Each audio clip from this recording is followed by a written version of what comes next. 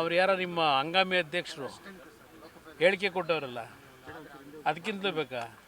ಈಗ ಇವರು ಸಿದ್ದರಾಮಯ್ಯನವರು ಮಹಾನ್ ನಾಯಕರು, ಪೇಪರ್ ಪೋಸ್ಟ್ ಅಂಟ್ಸಕ್ಕೆ ಹೋಗಿದ್ರಲ್ಲ ಪೇ ಸಿ ಎಮ್ ಅಂತ ಹೇಳಿ, ಯಾವ ದಾಖಲೆ ಇಟ್ಟವ್ರು ಇಲ್ಲಿವರೆಗೆ?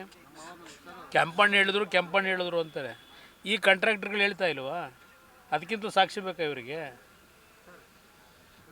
ಅದರಿಂದ ಈ ಆಟ ಬಿಟ್ಟುಬಿಡಿ. ಆಮೇಲೆ ದಿನ ಹೇಳ್ತಾರಲ್ಲ, ಕುಮಾರಸ್ವಾಮಿಗೇನೋ ಮಗ ಸೋತ್ಬಿಟ್ಟ ಅಂತೇಳಿ ಅದೇನೋ ಡೆಸ್ಪ್ರೇಟ್ ಆಗ್ಬಿಟ್ಟಿದ್ದೀನಂತೆ.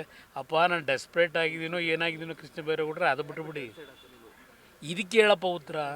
ಏನು ನಿಮ್ಮ ಇಲಾಖೆ ಯಾವುದೋ ಕಂದಾಯ ಇಲಾಖೆ ಏನು ಸ್ವಚ್ಛ ನಡೀತಾ ಇದೆಯಾ? ಬೆಂಗಳೂರು ಸಿಟಿ ಅಸಿಸ್ಟೆಂಟ್ ಕಮಿಷನರ್ಗೆ ಎಷ್ಟು ತಗೋತೀರಿ? ಎಷ್ಟು ಫಿಕ್ಸ್ ಮಾಡ್ಕೊಂಡಿದ್ದೀರಪ್ಪ? ಯಾರ್ಯಾರಿಗೆ ಹೋಗುತ್ತೆ? ಏನೇನು ನಡೆಸ್ತೀರಿ ನಮಗೇನು ಗೊತ್ತಿಲ್ವಾ? ನಾನು ಅಧಿಕಾರ ನಡೆಸಿದ್ದೀನಿ. ನಾನೇನು ಹರಿಶ್ಚಂದ್ರ ಅಂತ ಎಲ್ಲೂ ಹೇಳಿದ್ರೆ ವಿಧಾನಸಭೆಯಲ್ಲಿ ಹೇಳಿದ್ದೀನಿ. ಚುನಾವಣೆ ನಡೀಬೇಕಾದ್ರೆ ಇನ್ನೊಬ್ಬರದ್ದು ಕೈ ಚಾಚಲೇಬೇಕು.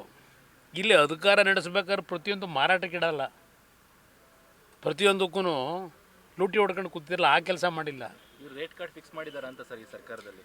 ಮೊದಲೇ ಆಗೋಗಿದೆ. ನಾನು ಬಿಗಿನಿಂಗೇ ಹೇಳಿಲ್ವೇ ರೇಟ್ ಕಾರ್ಡಿಂದು? ಅದರಿಂದ ನಾನು ಹರಿಶ್ಚಂದ್ರ ಅಂತ ಎಲ್ಲೂ ಹೇಳಿಲ್ಲ. ಇವತ್ತಿನ ರಾಜಕಾರಣ ದುಡ್ಡು ಬೇಕು.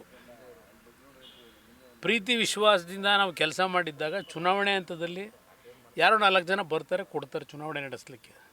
ಹಾಗಂತೇಳಿ ಅಧಿಕಾರ ಇಟ್ಕೊಂಡು ಪ್ರತಿದಿನ ನಾವು ನಮ್ಮ ಸಹಿನ ಮಾರಾಟಕ್ಕೆ ಇಡೋಕ್ಕಾಗತ್ತಾ? ಆ ಕೆಲಸ ನಾವೆಂದೂ ಮಾಡಿಲ್ಲ. ಈ ಗೌರ್ಮೆಂಟ್ ಎಲ್ಲ ಸಹಿ ಮಾರಾಟ, ಇದು ಪ್ರತಿಯೊಂದು ಕ್ಷಣವೂ ಮಾರಾಟವೇ ಇಲ್ಲಿ. ಪಾಪ ಅವ್ರು ಹೇಳ್ತಾರೆ ಅದು ಎಂಥದ್ದು SC ST ಯುವಕರಿಗೆ ಇದು ಕೊಟ್ಟಿಲ್ವಂತಲ್ಲ, ವಿದ್ಯಾರ್ಥಿಗಳಿಗೆ ಮಾಸಾಶನ ಸ್ಕಾಲರ್ಶಿಪ್.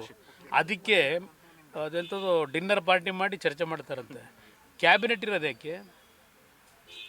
SC ST ಇರಲಿ, ಯಾವುದೇ ವಿದ್ಯಾರ್ಥಿಗಳಿಗಿರಲಿ ಸ್ಕಾಲರ್ಶಿಪ್ ಹೋಗದೇ ಇದ್ದರೆ ಕ್ಯಾಬಿನೆಟಲ್ಲಿ ಕೂತು ಚರ್ಚೆ ಮಾಡ್ತಿರೋ, ಬೇರೆ ಸಪ್ರೇಟು ಊಟಕ್ಕೆ ಸೇರ್ಕೊಂಡು ಡಿನ್ನರ್ನಲ್ಲಿ ಚರ್ಚೆ ಮಾಡ್ತಿರೋ?